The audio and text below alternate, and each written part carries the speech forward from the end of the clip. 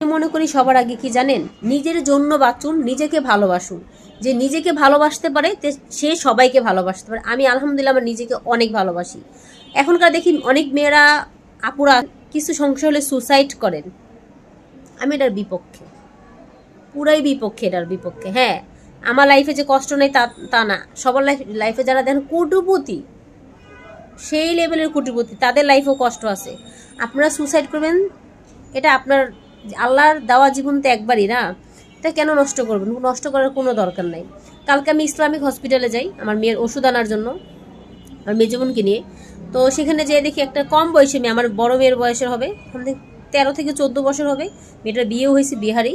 তো মেয়েটা সুসাইড করে আমাদের সামনে। আমি যখন রিক্সার থেকে নামি, দেন ও আমার সামনে ওরে নিয়ে যায়।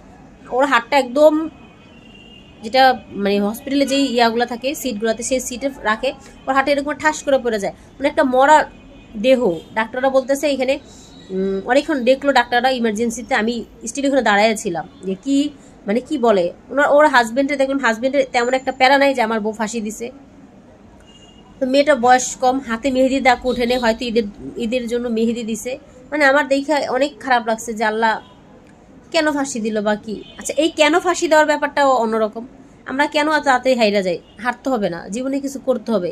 জীবনে দেখাই দিতে হবে সেই মানুষগুলারে, যে মানুষগুলো আপনারা হেট করবে, যে মানুষগুলো আপনাকে মূল্যই দেয় না, তুচ্ছ করে, সে মানুষগুলোকে আপনাকে দেখাই দিতে হবে যে আপনি জীবনে কিছু করতে পারবেন, আপনি জীবনে কিছু করবেন।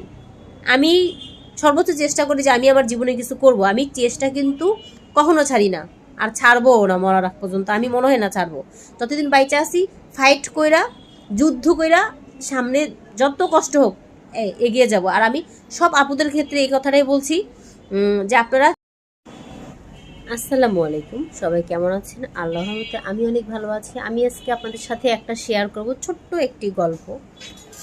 একজনের জীবন কাহিনী বলতে পারেন, বা একজনের মনের কথা, যাই হোক, আমার মাধ্যমে সেই জিনিসটা প্রকাশ পাবে। আচ্ছা, আমরা মেয়েরা সবসময় অসহায় হই, এটা আমরা মেয়েরাই বুঝি। বাবার বাড়িতে হোক, স্বামীর বাড়িতে হোক, আমাদের কোনো বাড়িই নেই, আসলে কোনো বাড়ি নেই। আমার কাছে এমনই মনে হয়। তাই আমি মনে করি সব মেয়েদের উচিত নিজের পায়ে দাঁড়ানো, নিজে কিছু করার। নিজে কিছু যদি করতে পারেন তাহলে জীবনে আপনি এগিয়ে যেতে পারবেন। আর যাদের অল্প বয়সী বিয়ে হয়েছে সে আপুদের ক্ষেত্রে বলছি, আরে আপুরা, স্বামী সংসার নিয়ে করেন ঠিক আছে, সংসার করেন ঠিক আছে, নিজের জন্য কিছু করেন। আজকে আপনি ভালো আছেন ঠিক আছে, আলহামদুলিল্লাহ। কালকে আপনি আপনার স্বামীর সাথে ভালো নাও থাকতে পারেন, আপনার স্বামীর সাথে আপনার মন কষাকষি হতেই পারে। তাই আমি মনে করতেছি যা নিজের পায়ে দাঁড়াইতে হইলে বিশাল শিক্ষিত হইতে হইবে এমন কিছু না। এটা কিন্তু আসলেই না, এটা কিন্তু একদমই মিথ্যা কথা। আমি নিজে দিয়ে নিজে প্রমাণ। তো আপনারা স্বাবলম্বী হন। এখন অনলাইনের যুগ, ভালো রান্না পারেন, রান্নার খাবার ডেলিভারি করুন। আপনি রান্নার ভিডিও পোস্ট করুন। এখন তো আমাদের জন্য ফেসবুক মামা তো খুব ভালো একটা রাস্তা করে দিয়েছে, কন্টেন্ট মনিটাইজ। তো কন্টেন্ট মনিটাইজ পাইলে তো কোনো কথাই নেই, আলহামদুলিল্লাহ। আপনি ছবির থেকেও, পোস্ট থেকেও ডলার পাবেন, আপনি লেখালেখি পোস্টের থেকেও ডলার পাবেন। আপনারা অনলাইন বিজনেস করবেন তা কিন্তু না, আমি আপনারা বলছি যে অনলাইন বিজনেস করুন বা ভিডিও করুন আমার মতন, তা না। আপনারা ঘরে বসে আছেন, যে যাই পারেন করুন। হাতে কাজ জানেন ভালো, হাতের কাজ করুন। 3 পিস অনলাইনে বিক্রি করুন। অনেক রাস্তা আছে, অনেক কিছু আছে জীবনে।